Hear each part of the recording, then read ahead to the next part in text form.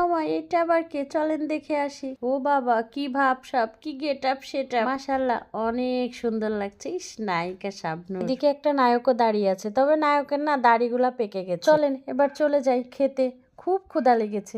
এসে দেখি সবাই জায়গা দখল করে নিয়েছে, তাহলে আমরা বসবো কোথায়? চলেন চলেন নায়িকা শাবনূরের পিছন লাগি। নায়িকা দেখলে অনেকে আবার জায়গা ছেড়েও দেয়। সত্যি সত্যি কিন্তু আবার জায়গাও পেয়ে গেলাম। বিয়ে মানে কি বলেন তো, শুধু খাওন আর খাওন। চলেন এবার পেটটা খালি করে রাখছি, সেই সকাল থেকে না খেয়ে আছি। এখন দুপুরবেলা কবজি ডুবিয়ে আজকে খাবো। তো আগে পিছে কারো কথা চিন্তা না করে বসেই গেলাম প্যান্ডেলে। মা, ওইদিকে আবার দেখলাম নায়কটা নায়িকা ছাড়া কত দূরে গিয়ে বসেছে। আমার ছেলে মেয়েও বসেছে, তবে আমি এক জায়গায়, আমার ছেলে মেয়ে আরেক জায়গায়। ঘন্টা ধরে সাজুগুজু করছি, তাই তো একটু ভিডিও করে নেই। পাশে যদি থাকে সুন্দরী ভাবি, তাহলে তো কথাই নাই। এত কষ্ট করে কত লাল লাল লিপস্টিক দিয়েছি, খাওয়ার পরে এগুলো তো আর আপনারা দেখবেন। লিপস্টিক দিলে আমি আবার